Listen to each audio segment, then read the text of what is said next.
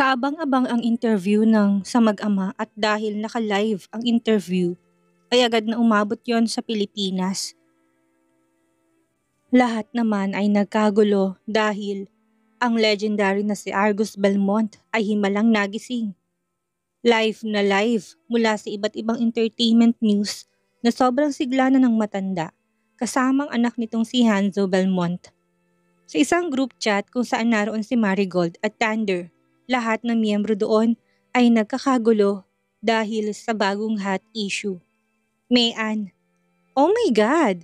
Tingnan niyo itong live. Sino na nakakita sa interview ng mag-amang Belmont? Mukhang ligtas na sa malubhang sakit ang matandang Argus. Che Palmes. Oo, nakaantabay ako. Shit, ang daming hot chismis. Nakaka-excite. Gianin, hindi ba't naroon si Zenaya sa Paris kasama si Hanzo Belmont? At Thunder Anderson, hindi ba't sinabi mo na gagamutin ng ate Zenaya mong matandang Belmont? Mukhang niloloko mo ata kami. Sabi dito sa live, si Dr. Miracle daw ang nagpagaling kay Argus Belmont. Mukhang may nagsisinungaling. Sophia Jade, napakasinungaling mo. At Thunder Anderson, mukhang sinabi mo lang yun sa amin para hindi mapahiya ang pamilya niyo. Hindi ba tama ako guys? Fatima, wag niyo ngang sisihin si Young Master Thunder. Baka naawa lang ito sa kapatid niya kaya niya nagawang magsinungaling sa atin. Young Master, pinapatawad ka namin pero hindi namin mapapatawad ang malanding Zenaya na yon. Mary Ann, siguro gumawa ng palusot lamang si Zenaya sa pamilyang Anderson. Huwag kayong exaggerated dyan. Baka kahit si Thunder niloko ng malanding yon. Baka nagsinungaling din si Zenaya at sinabi kay Young Master Thunder na gagamutin niya si Argus Belmont. Kaya papunta to ng Paris. Nang makita ni Thunder ang conversation sa GC kung saan naroon siya at nabasa to, unti-unting uminit ang ulo niya dahil sa mga pinagsasabi ng mga tao sa ate Zenaya. Mukhang hindi nito tinitigilan ang babae, agad siyang nagtipa sa kanyang telepono. Hindi magagawang magsinungaling ng sister-in-law ko. Alam kong totoo ang sinabi niya. May appointment siya doon sa Paris. Ngunit sinin lamang ito ng mga madlat, hindi pinansin ang sinabi ni Thunder kaya mas lalo siyang nainis. Allen, grabing kasinungalingan naman ni Zenaya, naawa ko sa pamilyang Anderson. Sa dinami-dami ba naman ang ikakwento niya ang hindi pa kapanipaniwala? Rina, kaya pala hindi ko kayang maniwala kay Young Master. Nang sabihin niyang pumunta ang kanyang sister-in-law sa Paris upang gamutin ang matandang Belmont, sobrang hirap talaga akong paniwalaan. Napakayaman kaya ng pamilyang Belmont. Sino nga ba naman si Zenaya, hindi ba? Isa lang naman siyang normal na doktor sa Pilipinas. Isa pa, paano niya makikilala ang pamilyang Belmont? Galing lang naman siya sa isang mahirap na pamilya. Tapos biglang yaman, walang koneksyon ng pamilya nila. Ems, tama ka dyan Rina. Talagang si Dr. Miracle ang suitable na doktor para sa matandang Belmont dahil maraming koneksyon ng doktor na yon. Paano naman nila makikilala ang pipitsuging doktor na sa Zenaya, hindi ba? Napaka-imposible talaga. Allen, alam ko na kung bakit nagawang magsinungaling ni Zenaya sa pamilyang Anderson at sabihing pumunta siya sa Paris upang gamutin ang matandang Belmont. Siyempre, para takpan ang kalandian niya doon. It makes sense, right? Nella, ako lang bang nakakaisip at nakakaramdam na si Zenaya at Dr. Miracle ay iisa? Isipin niyo, pumunta si Zenaya sa Paris at sumama siya kay Hanzo Belmont. Hindi ba kayo nagtataka doon? I mean, Dr. Zenaya at may sakit ang ama ni Hanzo Belmont. Makes sense? Lahat naman ng madlay na pariak ng shock emoji sinabi ni Nella. Hindi makapaniwala sa sinabi ng babae. Rina, paano mo naman nasasabing iisa lang ang dalawa? Mayfe, well, baka nakakalimutan yung sa Zenaya ay nagtapos sa Harvard University. Isang paaralan na para lamang sa mga matatalino at magagaling. Napagaling din yung matandang natividad ng ganong kadali. Hindi ba't nakakapagtaka? No doubt, she's really good at medicine. Kahit naman siguro may kakayahan akong ganyan, malamang sikat na rin ako. Pero bakit hindi malang nakikita ang doktor? Malala. Ano naman ngayon kung galing siyang Harvard? So what kung napagaling niya sa General Natividad, malandiyang si Sinaya at sinungaling pa. Huwag kayong magpapaniwala dyan. Jezeva, below the belt na yan. Basta naniniwala talaga ako na si Sinaya at Dr. Miracle ay iisa. Ann, ako rin, kakampi ako kay Zenaya. May tiwala ako sa kanya. Lahat naman ng kababaihang kampi kay Zenaya nagsulputan na sa diskusyon. Nang makita ni Thunder ay napahinga siya ng maluwag. At least meron pa rin naniniwala sa sister-in-law niya. Subalit napapaisip din siya sa sinabi ni Mayfaye. Hindi kaya tamang dalagang ito na si Dr. Miracle at ang kanyang sister-in-law ay iisa. Napagaling nga naman ang asawa ng kanyang kapatid kahit siya ay humanga sa angking kakayahan nito pagdating sa medisina. Hindi lang yun nakapagtapos pa ito sa Harvard kung saan hirap nga siyang ma-admit doon kung kaya sa Oxford siya napunta. Napagaling din nito ang General Natividad pati na noong nasaksak siya. Kung totoo man yun ay sobrang proud siya sa sister-in-law at talagang magsasaya siya. Sandaling tumaas ang balahibo ni Thunder na sandaling maisip yon. Hindi naman nakatakas ang balita kay Bianca. Marami nang lumalabas na chismis na si Zenaya at Dr. Miracle ay iisa. Ang iba naman ay hirap maniwala sa espekulasyong iyon. Subalit nang makita ni Bianca na si Dr. Miracle ang gumumat sa matandang Belmont ay bigla siyang kinabahan. Ngayon ay mukhang mabibisto siya dahil sa balitang iyon. Alam niyang imposibleng si Zenaya at Dr. Miracle ay iisa lamang. Hindi siya naniniwala at ayaw niyang maniwala doon. Isa pa, malayong malayo si Zenaya kay Dr. Miracle na napakagaling. Isa pa, nang magkausap silang dalawa noon at nagbigay siya ng hint sa babae na siya si Dr. Miracle, ay hindi naman to tumutol pa. Kung ganon, hindi to si Dr. Miracle, hindi ba? Kung ang babae nga ayon, dapat lang na in-expose nito sarili sa harap niya at kinumpronta siya ni ito nga si Dr. Miracle. Pero hindi, wala tong ginawa sa kanya, hinayaan lamang siya ng babae. Malayong malayo si Zenaya kay Dr. Miracle. Yan ang totoo. Napangisin na lamang si Bianca, mukhang hindi lang siyang malulugmok ngayon kundi ang Zenaya na yon. Well, kawawang babae dahil siya ay may plan B, kaya pa niyang bumalik sa pagiging Bianca Umali at magbagong buhay pero yung si Zenaya, wala tong magagawa kundi ang magtago na lamang hanggang sa mabulok to sa bahay nila. Napahalakak si Bianca dahil siya naisip, mukhang pati ang mag-asawang yun ay masisira na. Sobrang nasisihan si Bianca at nagsasayaw pa sa kanyang madilim na kwarto. Nasa isip ni siya pa rin ang makakakuha ng huling halakhak. Sa palasyo ng pamilyang Belmont, nakatanggap ng tawag si Zenaya mula kay Kit Joaquin. Nang makitang pangalan sa screen, ay agad na sinagot niya. Napangiti siya nang maisip na maririnig na naman niya ang boses ng kanyang asawa. Hello Joaquin! Bungad na saad niya sa lalaki. Nang marinig naman ni Joaquin ang boses ng kanyang asawa, ay bigla siyang nakaramdam ng pagkamis dito. Muling tumibok na mabilis ang kanyang puso kung kaya't huminga siya ng malalim upang ikalma ang sarili. Napailing naman ng lalaki. Hindi yun ang dahilan kung bakit niya tinawagan ng asawa, kundi ang isang tanong na kailangan niya ng kasagutan. Hindi rin nakalampas ang live interview ng mag-amang Belmont. Nang makita niyang balita noon kay Zenaya ay talagang nakaantabi na siya sa lahat ng social media, pati ng hot news, mapa-local man o international. Nang marinig niya ang interview ng dalawang lalaki, alam niyang si Zenaya at Dr. Miracle ay iisa. Hindi siya tanga para hindi yun mag-gets ang sitwasyon. Nang maalala niya sinabihan siya nito na huwag magtiwala kay Miracle Marquez. Dahil hindi naman to si Dr. Miracle, pati ng pagpipigil nito sa ina niyang huwag siyang ipasuri kay Miracle Mendez. Higit sa lahat ang pagre-request ng special appointment ng mga Belmont sa kanyang asawa. Ilan lang ang rason na yun upang malaman na si Dr. Miracle at Zenaya ay iisa. Naalala rin niyang sinabi sa kanya ng asawa na may sasabihin daw itong importante pag uwi nito sa Pilipinas. Alam niyang magpapakalala na ito sa kanya bilang si Dr. Miracle. Subalit kailangan pa rin niyang marinig sa asawa na ito ay ang medical genius na sikat sa buong mundo. Ang tunay na Dr. Miracle. Hindi niya alam kung anong sasabihin at itatanong niya. Tila ba nawalan siya ng kakayahang magsalita sa mga oras niyon. Ilang minuto rin siguro siyang natahimik nang marinig ulit ang boses ni Zenaya sa background. Babe, napahinga ng malalim si Joaquin sa puntong yon, halo-halo ng nararamdaman ng lalaki. Kalungkutan, saya, inis. Hindi niya na matukoy pa ang asawa niya Hindi man lang niya alam na si Dr. Miracle pala to. At ano pang hindi niya alam sa asawa. Na-realize niyang hindi pa talaga niya ito kilala. Napailing si Joaquin sa kanapahigpit ng hawak sa kanyang telepono. Si Sinaya isang magaling na doktor, dagdag pang si Dr. Miracle pala to. Masaya siya sa mga achievement ng asawa. Sobrang proud na proud siya doon pero hindi niya alam kung bakit sobrang nalulungkot siya. He felt betrayed and disappointed. Bakit nga ba hindi nito sinabi ang totoo sa kanya? Bakit inilihim ng babae na ito ay si Dr. Miracle? Hindi ba siya nito pinagkakatiwalaan? Asawa siya nito. Sa tingin ba ng babae ipagkakalat niyang katauhan nito? Umigting ang mga panga ni Joaquin dahil sa isiping yon.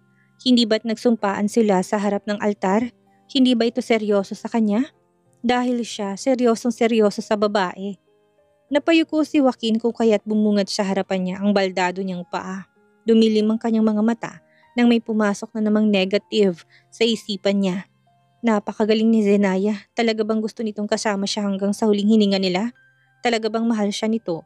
O naawa lamang ang babae dahil wala namang papatol sa kanyang iba dahil ganito nga ang kondisyon niya.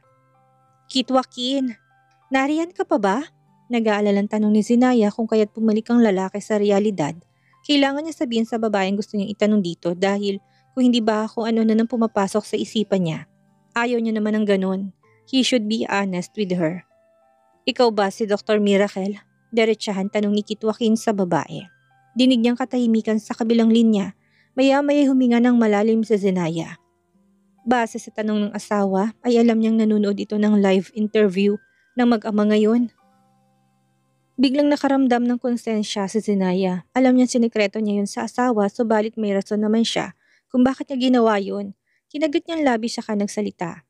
Babe, I'm sorry. Sorry kung hindi ko nasabi kagad sa yung totoo. May balak naman ako sabihin sa yung totoo pero mas gusto ko sa personal. Naalala mo yung huling tawag ko sa'yo? Na may importante akong sasabihin pagdating ko? Ito yon. Ako nga si Dr. Miracle. Hindi ko naman inasahang yan ng itatapik ng mag-ama. Ang gusto ko lang naman ay ang mapaliwanag at maklaro nila ang kumakalat na balita na akong kasintahan ni Hanso Belmont. I am really sorry, babe. Bakit hindi mo sa akin sinabi una pa lang? Bakit sinikreto mo sa akin ng ganong katagal? Nadidismay ang tanong ni Kit Joaquin sa asawa. Joaquin, hindi ko intensyon na ilihim yun sa'yo. May rason ako kung bakit nagawa ko yun. I am sorry, Joaquin. Napalunok na mariin si Joaquin. Hindi niya alam kung anong mararamdaman niya. Para bang may tumutusok na kutsilyo sa kanyang dibdib at hindi siya makahinga. Ang tanging nasa isip niya lamang ay hindi siya pinagkatiwalaan ng babae kung kaya't sinikreto nito sa kanyang identity ng asawa. Zenaya, asawa mo ko, kaya yung mga sekreto mo ay ligtas sa akin. Hindi ba't sinabi ko naman sa'yo na kahit na anong mangyari, ay susuportahan kita at nasa likod mo lang ako. Nandito ako, handang tumulong sa'yo at samahan ka sa kahit na anumang pagsubok. Kahit na ganitong kalagayan ko, mahinang sagot ni Kit Joaquin, kaya unti-unti namang nakaramdam ng lungkot at labis na konsensyang dalaga. Babe, kung ano man yung nasa isip mo, hindi yan ang totoo. May rason kung bakit hindi ko sinabi sa iyong katauhan. Huwag kang mag-isip ng masama at kung ano-ano dahil hindi yan totoo. Seryosong sabi ni Zenaya. Kung ganun, ano nga bang rason? Kinuyom ni Zenaya ang kamao nang marinig ang tanong ni Kit Joaquin. Huminga na muna ng malalim ang babae at pinipigilang mapiyok dahil nananakit na rin ang lalamunan niya.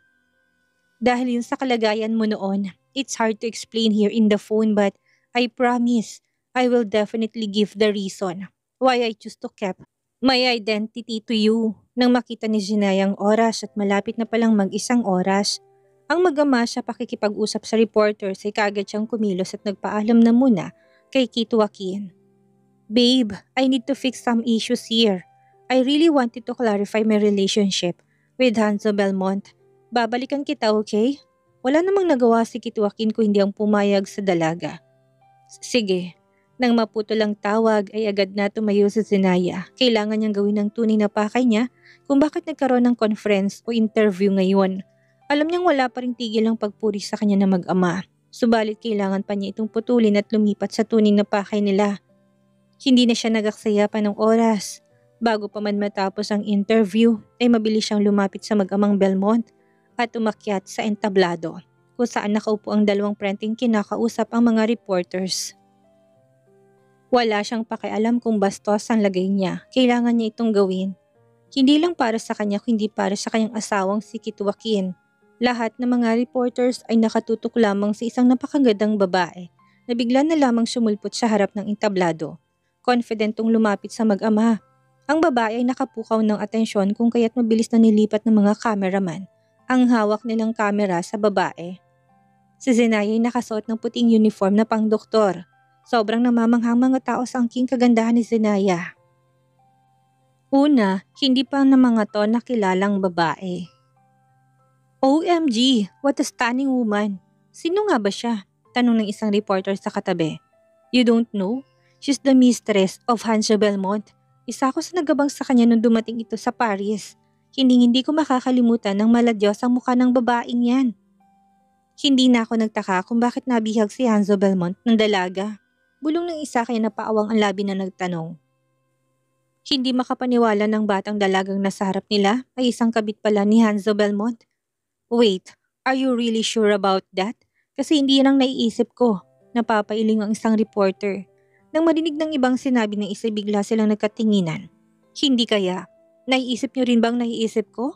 Na-excite na tanong ng isa pang reporter sa mga katabi. Sa kabilang banda sa group chat kung nasan si Thunder at Marigold, sunod-sunod ng pag-send ng screenshot ng isang larawan kung nasan nandun si Zenaya Anderson.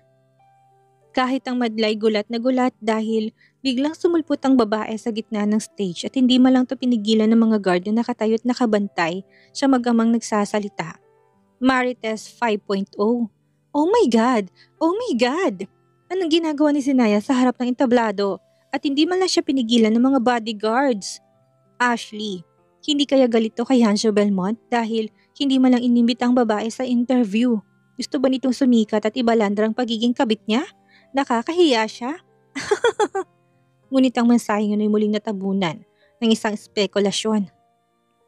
Hana, mga bobo ba kayo? Tingnan niyo suot ni Zenaya, naka-uniform ng pang-doktor. So tamang nasa isip ko. Tangina, si Zenaya at Dr. Miracle ay iisa. Haraya, tama si Hana. Now I understand. Hindi niyo rin ba napansin ng tanging bukang bibig na mag-amang si Dr. Miracle? Sakto naroon ang doktor na yun kaya talagang may isip mo na siya tanga talaga si Dr. Miracle. Talaga namang nagkakagulo ng GC at ang mga tao sa social media. Maya-may natahimik ito at mga ito'y sinimulang manood ulit kung anong susunod na mangyayari. Samantalang si Bianca naman ay nakasubaybay din sa interview na mag-amang Belmont. Hindi niya lubos sa kalaing lalabas si Zenaya sa harap ng live interview ng dalawa. Ayaw niyang paniwala ng spekulasyon ng mga madla sa social media. Si Zenaya? Sino nga ba naman to? Isa lang naman tong pipitsuging doktor. Paano magiging si Dr. Miracle ito? Ha? Imposible. Alam niyang si Thunder lang si Zenayang interview na yon. Napangisi siya nang maisip yon. Pero hindi maikakailang dalaga na sobrang lakas ng tibok ng puso niya at nanginginig na rin ang kanyang mga kamay dahil sa mga nangyayari. Alam niya na niloloko niya lang ang sarili niya. Si Zenaya na nakasuot ng puting suit na para bang doktor at confident na nakatayo sa harap ng entablado. Parang nga talaga tong isang bigating tao kung titingnan. Kung si Zenaya nga si Dr. Miracle. Napakagat ng labi si Bianca. Talaga bang para siyang naging clown at tanga sa harap ng babaeng yun? Naalala niyang gusto niyang bigyan ng clue si Zenaya na siya si Dr. Miracle na magkita silang dalawa. Confident pa niyang sabihin ang mga achievements sa dalaga. Fuck, baka nga pinagtatawanan pa siya ng babae ng mga oras na yon sa mga pinagsasabi niya. She was really the butt of her jokes. Napangiwi si Bianca at hindi kayang tanggapin ang mga pumapasok sa isipan ng utak niya. Napailing siya at nagsalita na para bang nababaliw na. Hindi yan totoo, okay? Napaka-imposible. Napasigaw si Bianca dahil sa sobrang inis. Hindi niya kayang pigilan ang sarili, lalo na't ibang sinasampal na siya ng katotohanan. Subalit hirap na hirap siyang tanggapin ito. Napahalakhak siya. Hindi, ang Zenaya na yun ay walang kwentang doktor. Mas may kakayahan pa ako sa kanya. Paano nga ba siya magiging si Dr. Miracle, right? Right! Huminga ng malalim si Bianca at pinakalma ang sarili. Hindi yun rason kung bakit pumunta na lang basta-bastang babae sa entablado. Tama ka dyan, Ashley. Galit si Zenaya dahil hindi man lang ito inimbitahan ni Hanzo sa interview ng mga tao. Nainggit ito dahil kinuha ni Dr. Miracle ang spotlight na para sa kanya. That is right. Muling nanood si Bianca sa malaking TV na nasa kwarto niya. Hinintay niya na magalit ang mag-ama kay Zenaya dahil inistorbo nitong interview nila. Kitang-kita rin ng mga taong nag-aabang ang pagkakagulo ng reporters dahil biglang sumulpot ang isang babae sa gitna ng interview ng mag-ama. Napaawang ang labi ng mga madla na imbis na pagalitan si Zenaya ni Argus Belmont ay mabilis na tumayong matanda upang salubungin ng isang ngiti ang dalaga. Kinuha pa nitong kamay ni Zenaya at nakipag-shake hands pa sa dalaga. Sa hinaba-haba ng panahon, ngayon niya lang nasilayan ang ngiti ng matanda halata sa maputi nitong pisngi ang pamumula. Gosh, nakita niyo yun? Ngumiti si Argus kay Zenaya. Hindi to nagalit. Shit, ang isang legendary Argus Belmont, ang pinakamayaman sa Italy at Paris ay nakipagkamay kay Zenaya? The fuck? Grabe, sobrang nakaka-exciting. Rinig na rinig sa silid ng hall ang bulong-bulungan ng reporters. Hindi naman nagpapatalon tunog ng kamera upang kunin ang napakagandang eksena ngayon. Nang matapos sa pakipag-shake hands si Zenaya, sa matanday mabilis na mupo ang dalaga sa tabi ni Hanzo Belmont, kung kaya't napapagitnaan na siya ng mag-ama na malaki ang ngiti sa kanya. Kung hindi siya nagkakamali, punong-puno ang mga ito ng admirasyon. Kinuha niyang microphone at nagsalita. Good day, ladies and gentlemen. I know it was too shocking for you, but first I would like to thank Mr. Argus and Hanzo Belmont for making this conference and for praising me not to stop. Nonetheless, ang rason kung bakit nandito kayong lahat ay para ma-broadcast sa buong mundo ang masasamang chismis tungkol sa akin. Alam kong alam niyo yon. Ang bali-balitang kabit ako ni Mr. Hanzo Belmont. Napatingin si Zenaya kay Hanzo. Tumangulang ang lalaki na para bang sinasabing, sige ipagpatuloy niya lang. Hindi naman makapaniwalang mga reporters na tahimik lamang ang lahat at inabangan ang susunod na sasabihin ng babae. Hirap na silang iproseso ang mga sinasabi ng babae, subalit isa lamang ang lumalarong tanong sa isip nila. Bakit nito nasabing pinupuri ito ng mag-ama? Napangisi si Zenaya na makitang kumunot ang noon ng mga reporter at kasama na rin ang mga nanonood sa kanya sa live interview. Hinarap niya ang main camera at tinutukan ito.